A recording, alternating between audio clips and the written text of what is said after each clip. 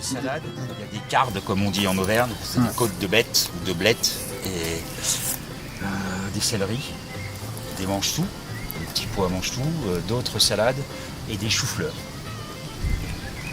On peut voir là que tu fais de la culture, tu associes les plantes entre elles.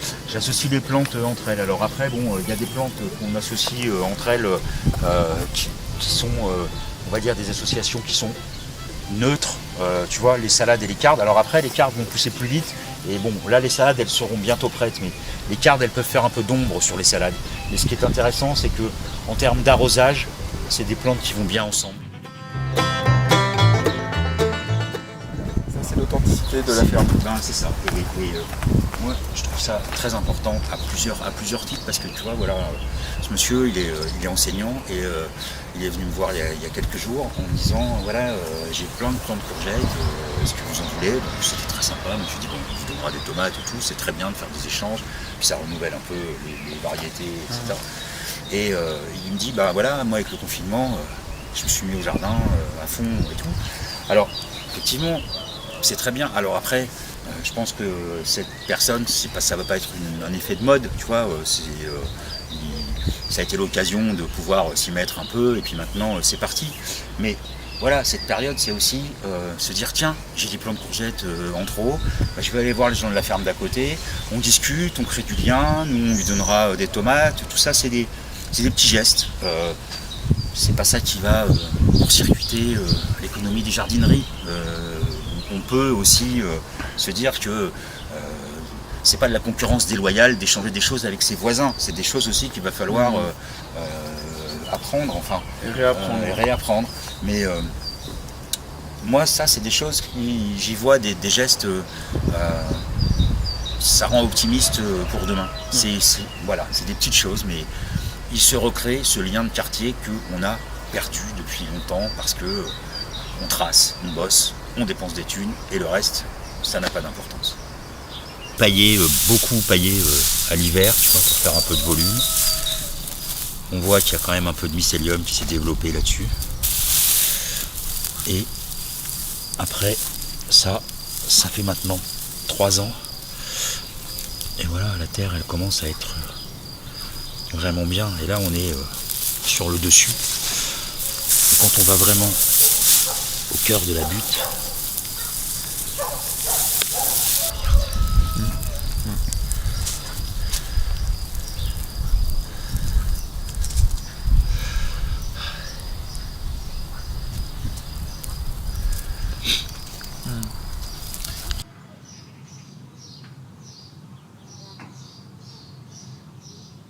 ça veut dire que c'est chauffé, que c'est éclairé, parce que le soleil passe à travers la serre, certes, mais quand on met des tomates au mois de janvier ou février, les journées restent courtes et elles n'ont pas assez de luminosité, donc ça nécessite de l'éclairage, ça nécessite du chauffage, et c'est cette agriculture qu'on dit qu'il faut aider et qu'il faut y retourner très vite, et je trouve ça un peu désespérant, parce que bon, modestement, à une échelle de quartier, mais c'est des choses qui sont applicables. On voit qu'au bout de 2-3 ans, on commence à avoir du résultat et avec une cohérence botanique et un respect de la biodiversité qui sont des choses quand même nécessaires et intéressantes pour essayer de s'adapter et de trouver des solutions au réchauffement climatique et à la déliquescence de la biodiversité. On est en fin du premier confinement officiel. Et on a oublié le réchauffement climatique depuis 2 mois, et puis on va retourner avec avidité et conviction vers un monde d'ultra-consommation. Il faut sauver les emplois, sauver l'économie, etc. Alors certes, il faut sauver les emplois, parce que je ne souhaite pas que les gens soient malheureux et sans revenus du jour au lendemain, et c'est très compliqué. Mais d'un autre côté, quand on fera les comptes, on s'apercevra quand même que là, sur les 2 mois qui viennent de se passer, dans le monde entier, On a gagné sur un plan écologique des choses incroyables.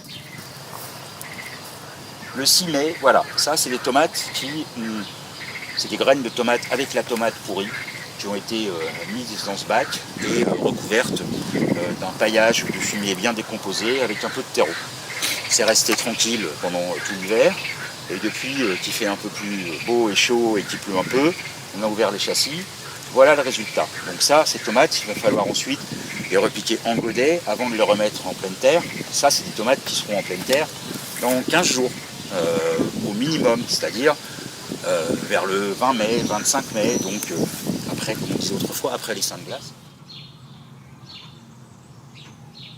C'est des rates, c'est des pommes de terre autrichiennes à la base et qui sont adaptées à nos climats continentaux. Et c'est une pomme de terre qui a un joli petit goût de noisette et qui pousse bien.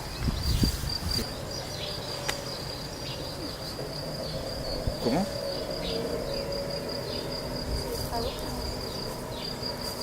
Je sais pas, en tout cas, là, ça déconfine sévère. Hein, parce que, putain, on en entend des bagnoles qui tournent. Certains, bon, alors il y a des animaux qui reviennent et qui sont pas forcément très intéressants pour les cultures, mais ça en attire d'autres qui les mangent. Donc voilà, petit à petit, tout va bien. Et puis ça fait partie aussi des aléas. Mais là, bah, voilà, les haricots, là, ils sont sortis très vite. Et puis là, bah, voilà, encore un exemple de biodiversité. Là, il y a ces orchidées magnifiques. Et qui sont une particularité locale là, des côtes de Clermont, cette petite orchidée là. Et ben, on voit que voilà.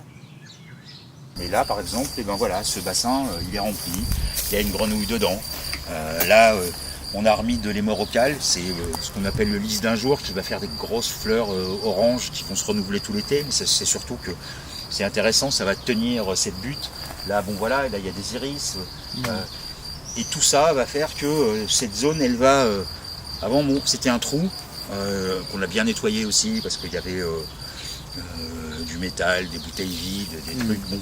Et ben aujourd'hui, les animaux viennent boire, même parfois les chevreuils viennent ici aussi boire. Là, voilà, il y a des graminées qui repartent, puis avec les céréales, et ça fera un mélange sympa. Et on peut même donner ça directement aux poules avec la paille et le grain en même temps. Elles vont picorer et puis ça sert de litière. Voilà, il y a des tas de choses qu'on peut faire et ensuite tout ça, ça part au compost. C'est ça qui est long à mettre en place, cette logique de recyclage, de réutiliser et tout. Une fois que tout ça est en place, ça tourne tout seul et on a un bilan carbone favorable. Mais il faut toujours, c'est credo en tout cas ici, mais je pense que c'est beaucoup de gens comme ça, c'est de couvrir son sol tout le temps pour qu'il ait une vie dessous, pour qu'il reste humide, etc. Donc on consomme de la paille.